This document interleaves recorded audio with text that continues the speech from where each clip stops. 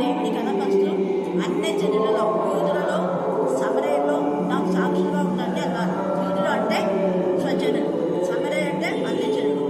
కాబట్టి మనము మన స్వజనులలో, మన ఇంటి వారికి, మన చుట్టుపక్కల వారికి దిగంతంలోకి వెళ్ళలేకపోయినా చేయలేనంత మటుకు మనం దేవుని యొక్క కార్యంలో ఆయన చేస్తున్న దేవుని మరొక ఆయన వాక్యం యొక్క శక్తి, పరిశుద్ధాత్మ యొక్క శక్తి, రక్తం యొక్క విలువ, యేసే నామం అనే నామం వల్ల పరిణామం అని చాటి చెప్పే వారంలో ఉన్నారు. దేవుడు ఈ యొక్క లేఖల భాగం దీవించి ఆశీర్వదించుగాక. ఆమేన్, ఆమేన్.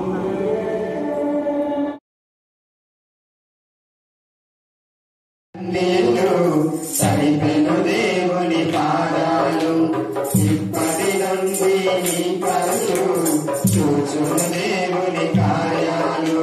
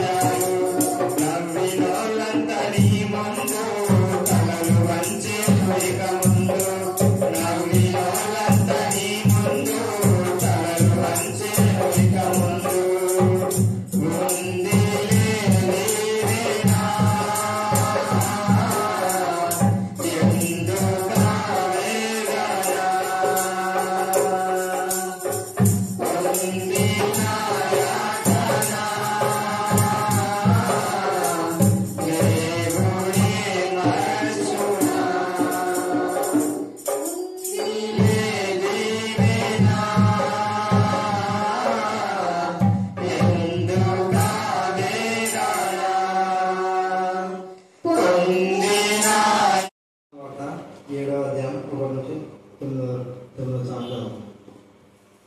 అటు తర్వాత యూదులు ఆయనను చంప మీదకినందున యేసు యూదాయలో సంచరించగా గలిలయలో సంచరించుచుండెను.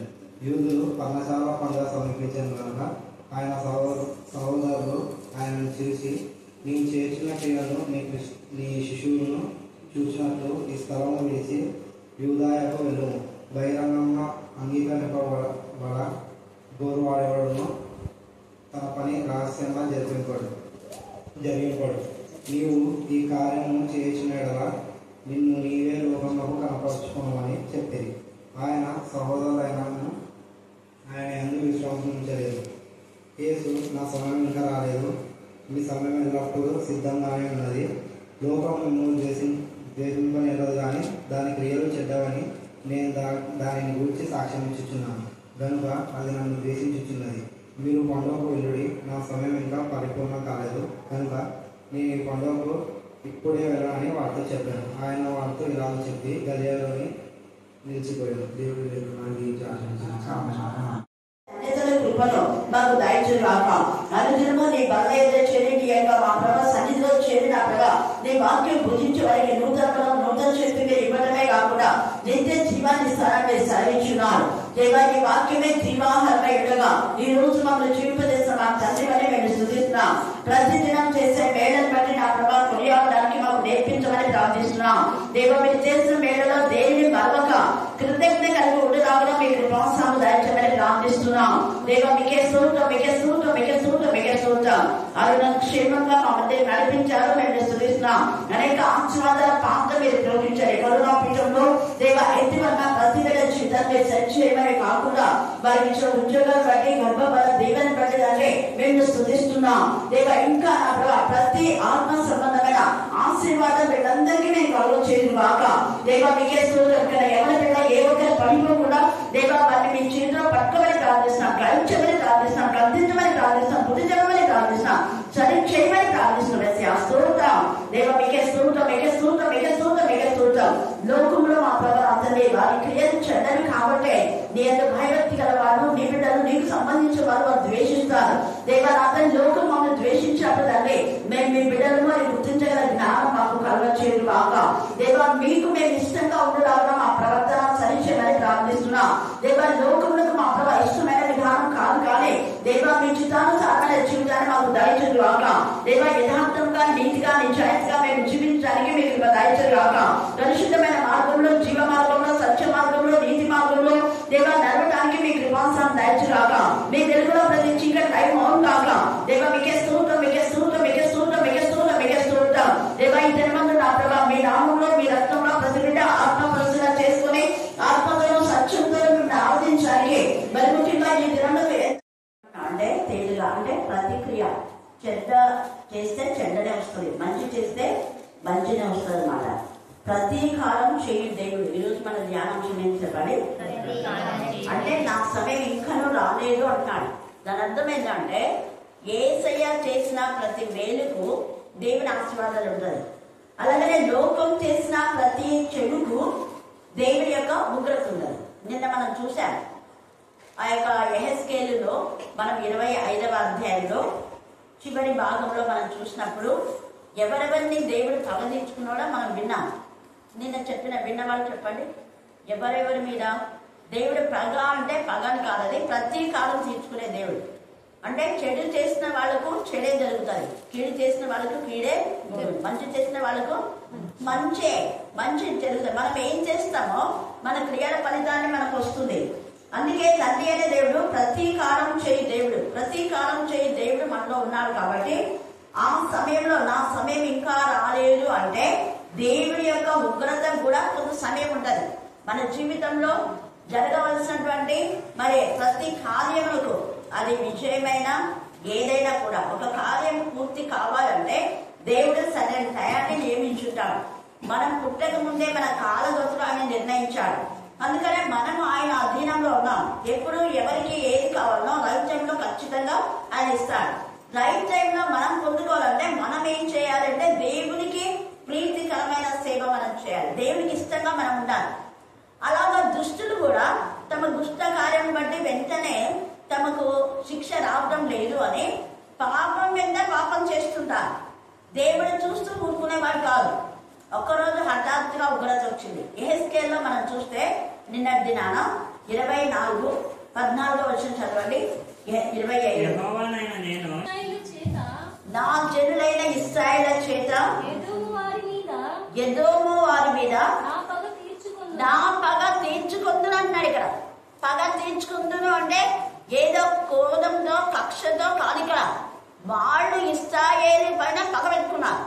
ఇశ్రాయేలుల పైన వాళ్ళు బాధాకరమైన విధానంలో, అంటే ఇశ్రాయేలులు వాళ్ళకు మేలు చేసినా కూడా మేలు చేసిన ఇశ్రాయేలు పైన వాళ్ళు ఎలాంటి హాని వీళ్ళకు చేయలేదు ఎదోమీయులకు. కానీ ఎదోమీయులకు ఏ హాని చేయకపోయినా కూడా ఇశ్రాయేలులు ఆశీర్వదించబడినందువల్ల, ఇశ్రాయేలులు దేవుడికి మహిమకరంగా ఉన్నందువల్ల, ఇశ్రాయేలు దేవుడికి ఇష్టంగా ఉన్నందువలన వాళ్ళ ఆశీర్వాదం చూసి ఓర్వలేక ఎలాగైనా వాళ్ళను బాధ పెట్టాలి, ఎలాగా వాళ్ళను నాశనం చేయాలి అని పగ పెట్టుకున్నారు. అందుకే అక్కడ మీరు పగ పెట్టుకున్నారు కదా నా జనుల పైన మీరు చెడ్డ ఆలోచన కలిగి ఉన్నారు కాబట్టి నేను ఊరుకుంటారా? నేను కూడా మీ పక్షంగా ప్రతీకారం చర్య, మీరు చేసిన కీడుకు ప్రతి కీడు ఖచ్చితంగా మీరు అనుభవిస్తారనే అర్థంతో ఆ యొక్క 25:14 చెప్పాడు. మళ్ళా కింది వచనంలో కూడా వాళ్ళు కూడా ఫిలిస్తీన్లు కూడా ఇశ్రాయేలుల మీద ఏం పెట్టుకున్నారంట? పగ తీర్చుకుంటున్నారు. కాబట్టి దేవుడు ఏం చేస్తాడు? మొత్తం ఫిలిస్తీన్లందరూ నాశనం చేయాలనుకున్నాడు.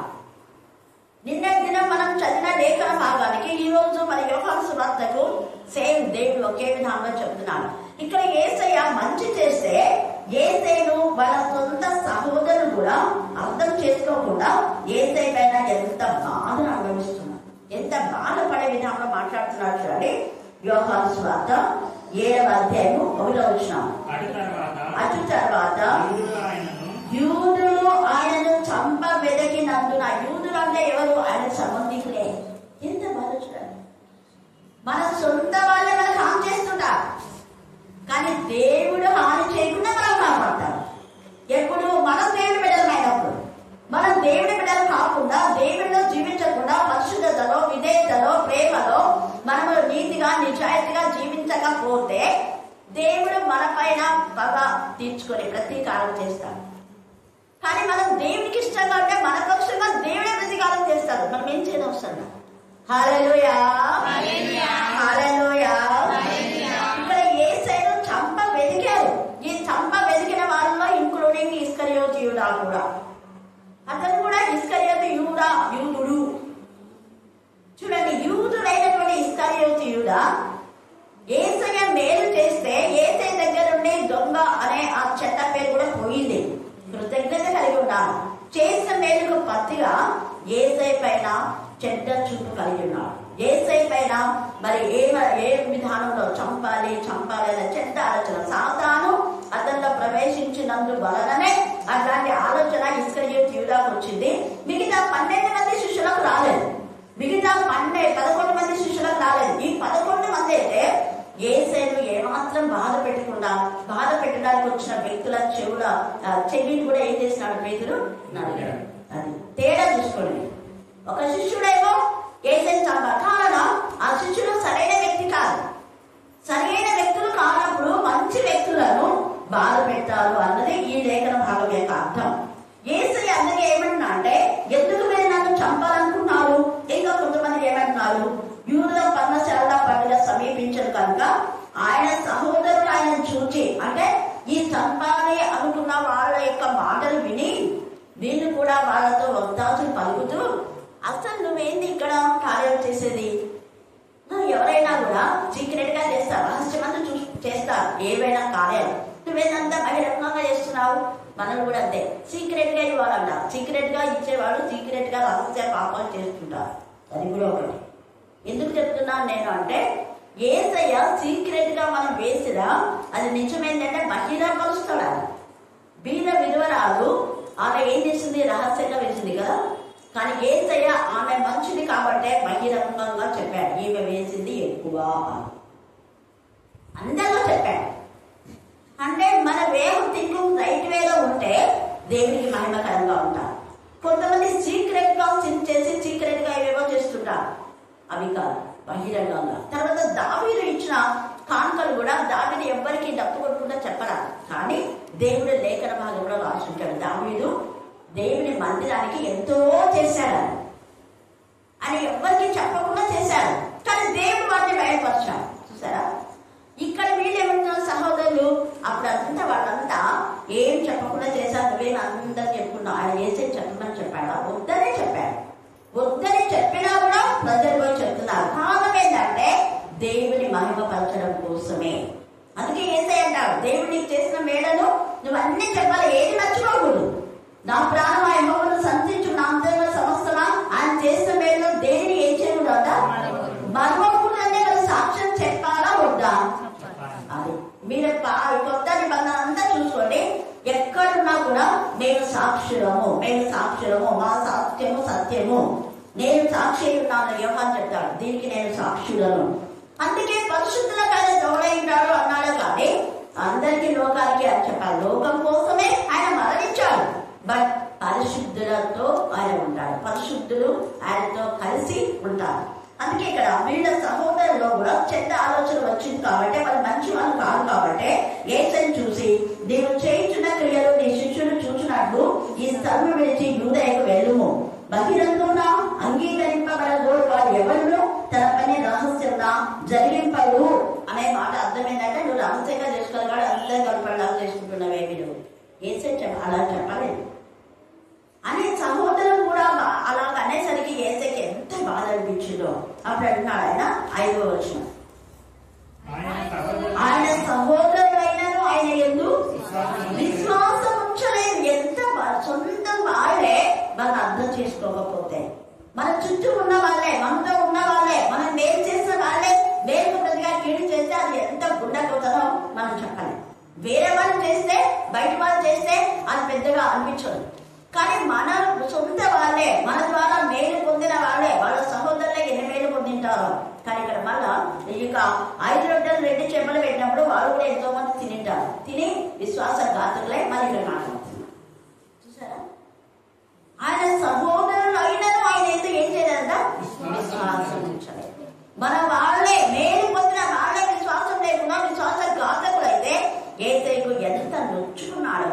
అందుకని అంటాడు ఆయన, నా సమయం ఇంకను. అర్థం ఏంటి అంటే, నీకు తగిన కథ దేవుడు చేస్తాడు. సమయం ఇంకా రాలేదు, చచ్చిపోయి నేను తిరిగి లేస్తే కదా అప్పుడు ఉంటుంది, అప్పుడు అందరికీ ఏమొస్తుంది. అందుకే నా సమయం ఇంకను రాలేదు. మీ సమయం ఎల్లప్పుడూ సిద్ధంగా ఉన్నది. మీరందరూ లోకస్తులు కదా, ఇప్పుడు మీ సమయం ఉందని మీ వాళ్ళంతా యూదులు అందరు మీరంతా ఒకటని వివరిస్తున్నారు. నేను చేసే క్రియలు మంచివైనా కూడా మీరు నన్ను చెడ్డగలుగుతున్నారు. నేను ఎవరిదైనా దోచుకున్నారా, ఎవరిదైనా అక్రమంగా తీసుకున్నారా, లేక ఏదైనా డబ్బు తీసుకుని ఏమైనా చేశారా, సూర్యక్రియ చేశా కాబట్టి నాకు డబ్బులు ఇవ్వండి, ప్రార్థన చేసినా కాబట్టి నాకు డబ్బులు ఇవ్వండి, మీ ఇంటికి వచ్చినా కాబట్టి డబ్బులు ఇవ్వండి అని ఏమైనా అంటున్నానా? ఇన్ని రోజులు వాక్యం చెప్పినానా డబ్బులు ఇవ్వండి అంటున్నానా అన్నట్టుగా మాట్లాడుతున్నాడు. తేజగా నేను మంచి చేస్తే మీరు ఎందుకు, కానీ వాళ్ళు ఎందుకు ద్వేషిస్తున్నా అంటే వాళ్ళు చెడ్డవారు. 7వ వచనంలో, లోకం మిమ్మల్ని ద్వేషింపనేరదు, కానీ దాని క్రియలు చెడ్డవని నేను దానిని గురించి సాక్ష్యం ఇచ్చుచున్నాను కనుక అది నన్ను ద్వేషించున్నది. వాళ్ళ క్రియలు చెడ్డవి, వాళ్ళు ఎప్పుడు ఏం చేస్తే దానికి కావాలని ఆశించేటటువంటి వాళ్ళు దురుద్దేశంతో ఏది చేసినా వాళ్ళు మంచి ఉద్దేశంతో సదుద్దేశంతో చేయటం లేదు. అందుకని అలాంటి వాళ్ళందరూ ఖచ్చితంగా ద్వేషిస్తారు. ఎంత తెలియజేస్తున్నారు. ఇలాంటి కాలంలో ఈ వాక్యం అర్థం చేసుకుంటే మనకి ఎంతో దేవుడి యొక్క కృప మనకు అర్థమైపోతుంది. ఆయన ఆ సమయంలో మనం ఎవరు ద్వేషించినా, ఎవరు బాధ పెట్టినా ఒక్క రోజు వాళ్ళందరినీ కూడా దేవుడు గద్దించబోతాడు. ప్రతి కాలం తీసినటువంటి దేవుడు. ఇందాక మనం చూసుకున్నాం, కొంతకాలము ఇశ్రాయేలు ఎంత బాధ పెట్టినారు ఓర్చుకున్నారు. తర్వాత దేవుడి యొక్క భయంకరమైన ఉగ్రత వాళ్ళపైకి హఠాత్తుగా వచ్చింది. హఠాత్తుగా దేవుడి యొక్క ఉగ్రత వాళ్ళపైకి వచ్చింది. అంతవరకు వాళ్ళకి అర్థం కాదు. అందుకనే నేను వాళ్ళ యొక్క క్రియలు మంచిగా లేవని సాక్ష్యం ఇచ్చుచున్నాను కనుక అది నన్ను ద్వేషించుచున్నది. ఎందుకు అంటే వాళ్ళ తప్పిదాలన్నీ ముఖాన్ని అంటున్నా. మీరంతా చిన్న కొట్టిన సమాధులు, వేషధారులు, పైకి మేడిపడిలాగా ఉన్నారు, పైకి ప్రెంజలాగా అంటారు, లోపల విషపు చూపు, విషపు ఆలోచన. అనేక మంది ఆత్మీయ స్థితిని క్షీణింపజేసే చెడ్డ ఆలోచన ఉండకూడదు. యేసయ్య తాను ఆత్మీయంగా ఎదిగి తన శిష్యులు ఆత్మీయంగా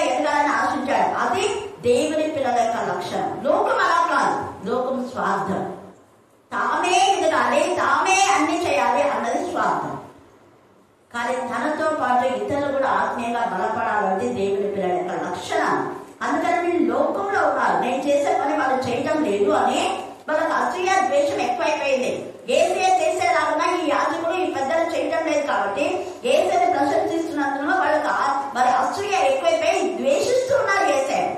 అందుకే అర్థమైపోయింది ఏసే చెప్పేస్తున్నాం, మీరంతా చెడ్డవారు కాబట్టి నన్ను ద్వేషిస్తున్నారు. మీరు తర్వాత అన్నట్టు మీరు పండుగకు వెళ్ళి నా సమయం ఇంకను పరిపూర్ణం కాలేదు కనుక నేను ఈ పండుగకు ఇప్పుడే వెళ్ళనని వారితో చెప్పాను. ఆయన వారితో ఇలాగ చెప్పి గలిలయలోనే ఏం చేస్తున్నాడు, ఆయన ఇదే చెప్పాడు. గలిలయలోనే ఆయన నిలిచిపోతే అప్పుడు ఏం చేస్తున్నారు అంటే కొంతమంది ఈ యొక్క పండుగలో 12వ వచనంలో మరియు జన సమూహంలో ఆయన కూర్చి గొప్ప సనుగు ఉంటుందట. ఏముంటుందంట? మళ్ళీ చెప్పాలా? వీళ్ళ పత్రాలంతా సరిగే జీవితమే. చేసిన మేళ్ళని బట్టి దేవుని స్తుతించండి అంటే సనుగుడు. ఆ సనుగుడు ఏంటి అంటే కొందరేమో ఏసైన మంచివాళ్ళు ఉన్నారంట, మరికొందరేమో కావులు ఉన్నారంట, మరికొందరేమో ఆయన జనులను మోసపుచ్చువాళ్ళు అనేది. అయితే యూదులకు భయపడి ఆయనను కూర్చి ఎవరిని బహిరంగంగా మాట్లాడలేదు. వీళ్ళంతా మకాలు అనేవాళ్ళు కాదు. ఎక్కడ ఉంటారు? లేనప్పుడు వెనకాల అనేవాళ్ళు. ఇలా వెనకాల అనేవాళ్ళు ఎవరు అంటే అపవాది సంబంధులు. ఆదాము లేనప్పుడు హవ్వ నుంచి శోధించాడు. అపవాది వాడు పిలికోడు, వాడికి చేత కాదు, వాడి గర్ల్సే వాడికి.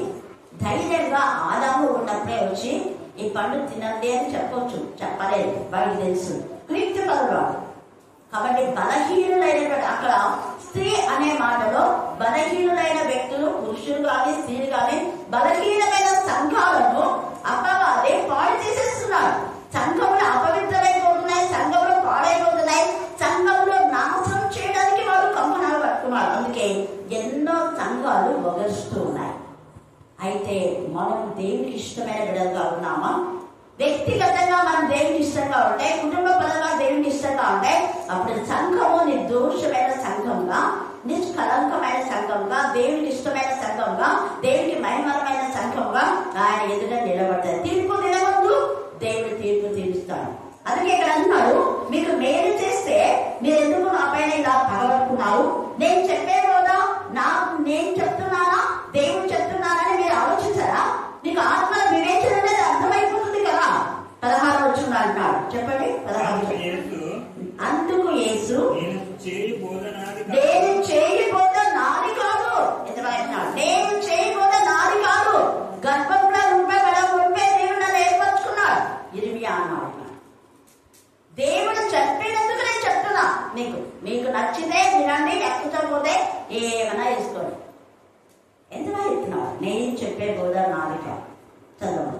నన్ను పంపిన వాడిదే ఎవడైనను ఆయన చిత్తం చొప్పున చేయ నిశ్చయించుకొనిన ఎడల ఆ బోధ దేవుని వలన కలిగినదో లేక నా ఇంటనే బోధించున్నాడు వాడు తెలిసి కొనును. అర్థమైందంటే నువ్వు చెప్పిన బోధ ద్వారా ఒక్క ఆత్మైన రక్షించబొందక, ఒక్క ఆత్మైన ఆదరణ పొందక పోతే నువ్వు దేవుని దగ్గర నుంచి వచ్చిన కావు అని ఇదే రుజువు. ఎక్కువ రుజువు వద్దు మనకు. మనం చేసే బోధ దేవుని చిత్తానుసారంగా ఉంటే ఆత్మలలో ఉజ్జీవ జ్వాలలు రగులుతాయి. తాగుడు వాళ్ళు మారిపోతారు, దొంగలు మారిపోతారు, మాంత్రికులు మారిపోతారు, శుద్ధ శక్తులు లయమైపోతాయి, అపవాదులు లయమైపోతాయి. అందుకే దయ్యాలే యేసుని గురించి సాక్ష్యం ఇచ్చాయి, ఈయన నిజమైన దేవుని కుమారుడు. నజరేయుడైన యేసు మాతానికి ఏం పని? వాడికి అర్థమైపోయింది. ఆయన నజరేయుడైన యేసు అని, ఆయన సర్వశక్తిమంతుడని, ఆయన నామంలో శక్తి ఉందని, ఆయన నామమే మరి ఎంతగా పాదాల బిలములోకి వాళ్ళని బంధించే పవర్ఫుల్ వెపన్ అని వాళ్ళకి అర్థమయ్యి నజరేయుడైన యేసు నాతో నీకేమి, దేవుని కుమారుడా నాతో నీకేమి అంటే అర్థమైంది. నీవు ప్రత్యేకించబడిన వాడవు కదా, నాతో నీకేమనే మాట. ఇంకా మాకు సమయం ఇంకా రాలేదు, కొంత సమయం ఉంది, అంతవరకు మమ్మల్ని కందులోకి వెయిటెడ్ అక్కడ వెయిటెడ్ ఇక్కడ వెయిట్ చేయాలి, అవే ఒప్పుకుంటాయి. చూడండి, అందుకనే ఒక దురాత్మ పోయి ఆ యొక్క హృదయము ఊడ్చిపెట్టి దేవుని ఆత్మతో నింపబడకపోతే 7 దయ్యాలు తీసుకొని వస్తాయి. ఆ పరిస్థితి మొదటి కంటే చివరి పరిస్థితి భయంకరం. అలా కాకముందే మన జీవితాలు సరిదిద్దుకోవాలి. ఎంతో మంది దురాత్మలు పోయి వేశ్యలు మార్చబడుతుంటే, వ్యభిచారాలు మార్చబడుతుంటే, దొంగలు మార్చబడుతుంటే, అనేక మంది నరహంతకులు మార్చబడుతుంటే అది వాళ్ళు గుర్తించక దేవుని నామమును అవమానపరిచే విధానంలో, వాళ్ళేదో దేవునికి మేలు చేసే విధానంలో యేసయ్య పైన నేరారోపణ చేస్తూ ఉన్నారు. 18వ వచనం చదవండి. తనంతట తానే బోధించేవాడు. అదే స్వకీయ మహిమను అనేది అండర్లైన్ చేసుకోండి. తనంతట తానే బోధించేవాడు. ఎట్లా బోధిస్తా అంటే, ఎంతసేపు వాళ్ళు, వాళ్ళ భార్య, వాళ్ళ కొడుకులు, వాళ్ళ మన్మలు, వాళ్ళ మన్మరాళ్ళు, వాళ్ళ భర్తలు, ఇంకా అంతే. ఉందా వాక్యం ఉందా? కండక్ట్ చేయండి. ఇది లేకుండా అందరికీ అవకాశం ఇచ్చేవాడు దేవుని సంబంధం. తేటగా దేవుడు మాట్లాడుతున్నాడు. 18వ వచనం మీ కీవర్డ్. తనంతట తానే బోధించేవాడు, స్వకీయ మహిమను వెదుకుడు కానీ తను పంపిన వారి మహిమను వెదకడు. వెదుకువాడు సత్యవంతుడు. ఆయన యందు ఏ దుర్నీతియు లేదు. దుర్నీతి అంటే స్వనీతి లేదా దుర్నీతి. దుర్నీతి ఎవరికైతే ఉంటుందో వాళ్ళు ఎంతసేపు వాళ్ళకు వాళ్ళే. ఈరోజు నేను చెప్పినా రేపు నువ్వు చెప్పని వేరే వాళ్ళకి అవకాశం ఇస్తాను దేవుని పిల్లలు. అందుకే మీ తీర్పు సరైనది కాదు అని ఇక్కడ ఏమంటున్నాడు? 23వ వచనం, 23-24. మోషే ధర్మశాస్త్రం మీరకున్నట్లు ఒక మనుషుడు విశ్రాంతి దినమున సున్నతి పొందును కదా అంటున్నాడు. విశ్రాంతి దినమున సున్నతి అంటే పరిశుద్ధపరచబడతారు కదా. ఇట్లుండగా నేను విశ్రాంతి దినమున ఒక మనుషుని పూర్ణ స్వస్థత గల వానిగా చేసినందుకు మీరు నా మీద ఆగ్రహపడుతున్నారేమే? నేను ఏం చేసినాను మీరు ఆగ్రహపడుతున్నారు? మీ బ్రతుకులు సరిగా లేకుండా మీరు పాపంలో, వ్యభిచారంలో, దొంగతనంలో, అక్రమమైన విధానంలో, అన్యాయంలో మీరుండి దేవుని మందిరానికి వచ్చి పాటలు పాడి వాక్యం చెప్పి ప్రాణం చేస్తే నీకు సరిపోయిందా? ఇది బాగుందా మీ తీర్పు? న్యాయమైన తీర్పు తీస్తున్నారా మీరు? తేటగా మాట్లాడుతున్నారు. పూర్ణ స్వస్థత నేను మనకిస్తే నా మీద మీరు ఆగ్రహపడుతున్నారేమి? అంటే మీకు ఎవరు కావాలి? తొత్తులు కావాలి. మీలాగా అక్రమంగా, దౌర్జన్యంగా, అన్యాయంగా, లోకానుసారంగా జీవించే వాళ్ళు మీకు కావాలి. ఆత్మ సంబంధులతో సహకరిస్తారు. చూసారా? తేటగా యేసయ్య మాట్లాడుతున్నాడు. వెలి చూపును బట్టి తీర్పు తీర్చక అంటే వాళ్ళు వీళ్ళు చెప్పేదాన్ని వినొద్దు. ఇక్కడ వీళ్ళు కొందరు యేసయ్య మంచివాడు అన్నారు, కొందరు మోసగించేవాడు అన్నారు, కొందరు చెడ్డవాడు. అయితే యేసయ్య ఎలాంటి వాడో చాలా మందికి తెలుసు. హల్లెలూయా, హల్లెలూయా. అందుకే నా సమయం ఇంకా రాలేదు. ఒక సమయం వస్తుంది, చచ్చిపోయి నేను తిరిగి లేస్తా, పునరుద్ధరణ అయినప్పుడు నేనంటే ఏమో మీకు బతుకు తెలుస్తుంది అని అర్థం. రుజుపరుస్తారంటున్నాడు అక్కడ. దేవుని పిల్లలు దేవుడే రుజుపరుస్తారు. ఎందుకు అంటే అక్రమం ఎంతసేపో దాగలు, పాపం ఎంతసేపో దాగలు, అవినీతి ఎంతసేపో దాగలు, ఎప్పటికైనా బయటపడుతుంది. సత్యం సత్యమే. సత్యము మరి ఆ యొక్క దాగగా ఎప్పుడైనా బయటపడేది. కాబట్టి అందుకే ఇక్కడ అంటున్నాడు, వెలి చూపును బట్టి తీర్పు తీర్చక. ఎవరో ఏదో చెప్పారని దాన్ని బట్టి మాట్లాడతావా నువ్వు? సత్యం తెలుసుకోవాలి కదా. అందుకే తీర్పు తీర్చక న్యాయమైన తీర్పు తీర్చుంది. మనం తీర్చే తీర్పు న్యాయంగా ఉండాలేమో. మనుషులకు భయపడి వాళ్ళతో ఒత్తాస పడుకోండి. మనం చెప్పే మాటలు, మనం చెప్పే తీర్పు న్యాయంగా ఉండాలి. తర్వాత తండ్రి అయిన దేవుడు కూడా ఆయన న్యాయవంతుడు. ఆయన అందరూ సృష్టించిన వాడే. కానీ ఎవడు అన్యాయం చేస్తే అస్సలు ఆయన వచ్చుకోడు. దేవదూతలే దేవునికి విరోధంగా చేస్తే వాళ్ళ కటిక బిలంలో వేశాడు. ఆది కాండంలో మరి అక్కడ హవ్వను శపించాడు. మొదట శాపం దేవుడి నుంచే వచ్చింది. ఎవరి నుంచో, మనుషుల నుంచి ఆ శాపాలు వచ్చేది. ఎవరి పాపం వాళ్ళని పట్టుకుంటారు. ఈడ వాళ్ళ క్రియలు చెడ్డవి కాబట్టి వాళ్ళు ద్వేషిస్తున్నారు. యేసుని ద్వేషిస్తే దేవుడు కూడా వాళ్ళని ద్వేషిస్తారు. పగకు ప్రతీకారం చర్య ఇక్కడ జరిగింది యెహెజ్కేలు 25లో. అలాగనే మనం చూస్తే 4వ అధ్యాయం ఆది కాండము 7వ వచనం 10వ వచనం చదవండి.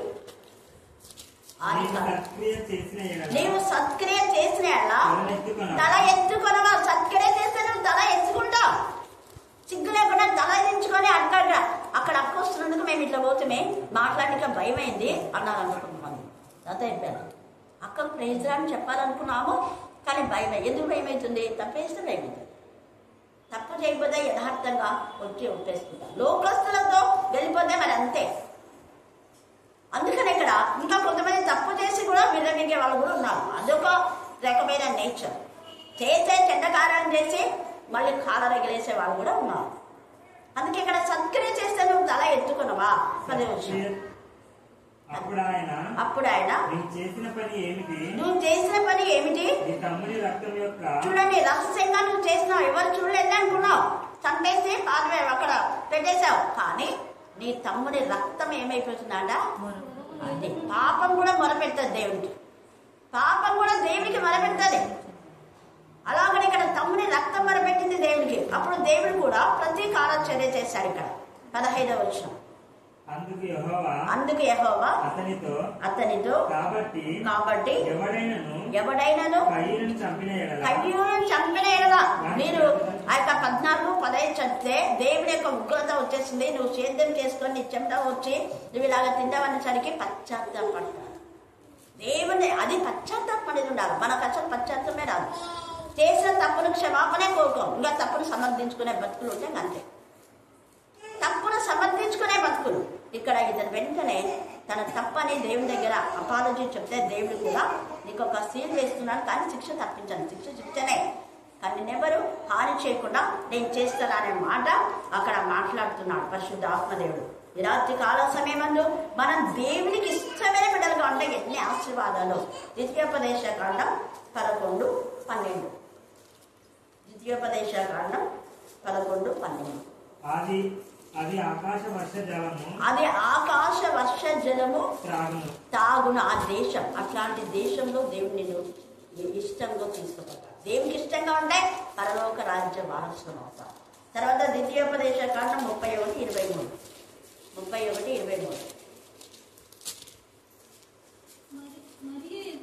మరియు యెహోవా నూను కుమారుడైన యెహోషువకు ఇలా సెలవిచ్చెను, అదే నిబ్బరంగా ఉండు. యేసయ్య ఎంత నిబ్బరంగా ఉన్నాడు. అందరూ ఆయన చెడ్డవారన్నారు, ద్వేషించారు, దూషించారు, నేను చంపుదామంటే కూడా ఏం భయపడ్డా. వాళ్ళే యూదులకు భయపడి ఎవ్వరు లేనప్పుడు ఒంటరిగా చూసుకొని చంపుదామని అనుకున్నాను. అందరు చాలా మంది ఉన్నారు అని ఆయన ఏం చేయలేకపోయినారు.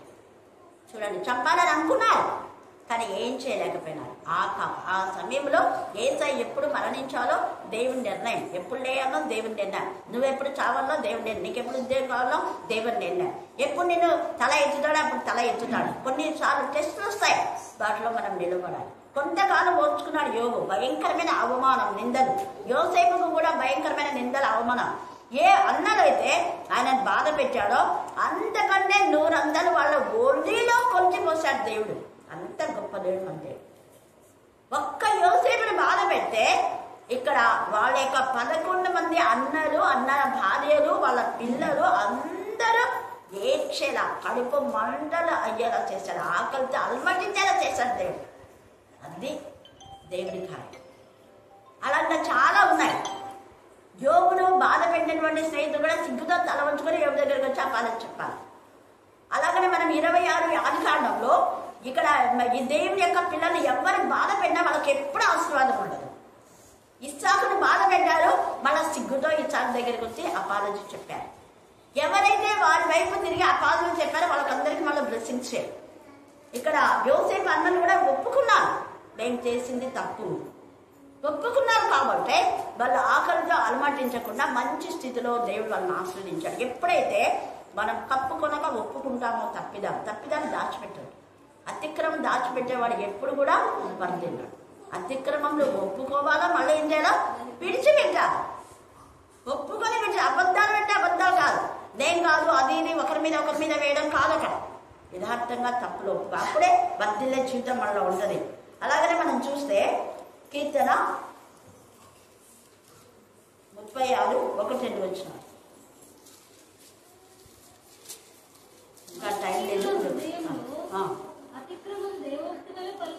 అది బుద్ధిహీనుల, దేవునికి విరోధ బుద్ధిహీనులు, భక్తిహీనులు, తెలివిలే అందరు దైవభక్తి వలె భక్తిహీనత పలుకుతారు. వాళ్ళు ఎప్పుడు అంతే వాళ్ళు మారదు. కానీ ఒకరోజు దేవుడు గర్దిస్తారు. ఇంకా చాలా ఉన్నాయి, తర్వాత ధ్యానం చేసుకున్న దేవుడు ఈ లేఖన భాగం దీవించి ఆశీర్వదించుగాక. ఆమేన్, ఆమేన్, ఆమేన్. కాబట్టి